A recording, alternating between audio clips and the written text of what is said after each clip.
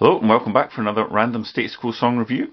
Our random number generator has given us song 230 this week, and this means we're off to the much maligned Thirsty Work album. And this is where Status Quo were in 1994. They were going nowhere. So this was not my first Status Quo album. This was the first Status Quo album I bought on day of release. I bought the Rock Till You Drop album a few weeks after it had come out, and then between then and Thirsty Work coming out, I'd bought up the whole back catalogue. Core, the first band I saw live in the Live Alive Co Tour in '92, and then again the Just for the Record Tour in '93. So come the summer of '94, as a fully paid up member of the fan club, I was very excited for some new Quo. I didn't mean it hadn't put me off. It just seemed like a commercial Quo song for the charts. It was fairly bouncy and seemed alright to me.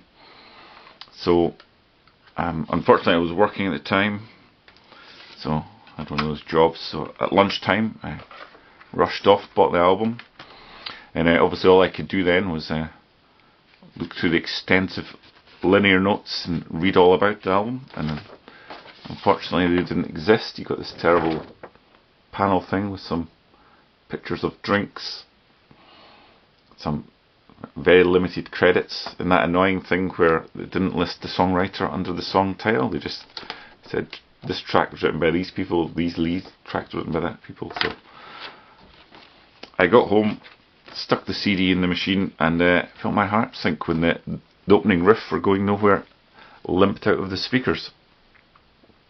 So if you look it up, the track number, track 1, it's the only one written by Rossi Frost and McAnany. He would go on and write the bulk of Rossi's King of the Doghouse album, and I think there's more in common with Thirsty Work and King of the Doghouse than there is with Thirsty Work and any other Quo album. So yeah, I think Going Nowhere could have been on the King of the Doghouse album. It's just kind of mid-tempo plodder which goes along with no excitement, nothing grabbing you or getting you going. This lineup of the band's often accused of playing songs too fast, but I certainly don't think that's the case in this instance. They could have maybe done with kicking it up a notch, maybe injecting some enthusiasm in the song. I mean, they're not helped by the production, which is very lightweight. There's no real backbone or oomph to this album or this song. Obviously there's a lot of keyboards in Thirsty Work, and there's a lot of kind of swelling keyboards in the background, I guess, trying to give this song a bit of colour. And one of the things Francis does, I think, when the main riff's playing, and he kind of vocalises it with his do whatever. And you think if you're having to do that to give it to bring out the riff, or make it noticeable, or it shows it's just pretty bland and there's nothing to it.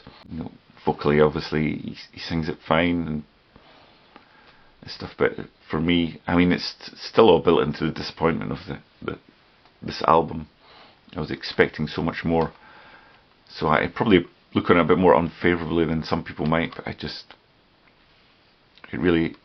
did nothing for me. I think I can listen to the song a little bit more now. I don't generally choose to, but it doesn't quite offend me quite as much as it did back in the day. But it's just the Quo is missing from this song in this album. I mean, even the play out at the end is just the riff, but nothing happens. There's no solo going on top of it, either guitar or keyboards. There's no cool bass lines running under the riff. It's just they play the riff out, and I think that just says it all. There just doesn't seem to be any effort or any interest in it. It's just, here's your song, okay, we'll play it, there it is. So yes, I'm not a huge fan of the album or this song, although I do have a second copy when it came out in deluxe, and one of the reasons is there's 3 live tracks from this album on it, and I thought maybe if we get the live versions they might sound a bit better. Some raw, heavier guitar might have helped these songs. So, and particularly as one of them is Soft in the Head, which is, I think, it's the one really decent tune off the album, which is, it's obviously let down by the production, so I thought some live guitars might help it. But Going Nowhere is on this as well. And obviously one thing about this album is apparently Rick Parfitt doesn't play on it, so I think live, maybe with Rick's heavy rhythm guitar coming in, that might help it kick it up a notch. But actually listening to the live version of Going Nowhere, there's no great improvement, I don't think. It's still just a bit light and airy-fairy, so it's a bit of a disappointment all round. So yeah, it's not a skipper, it doesn't offend me, it doesn't come on and irritate me, and I think I can't listen to that. I do occasionally put this album on as background music, and it's sometimes okay for that. It's just very inoffensive tunes, apart from Sail Away. It's just very inoffensive tunes in the background. So yes, Status Quo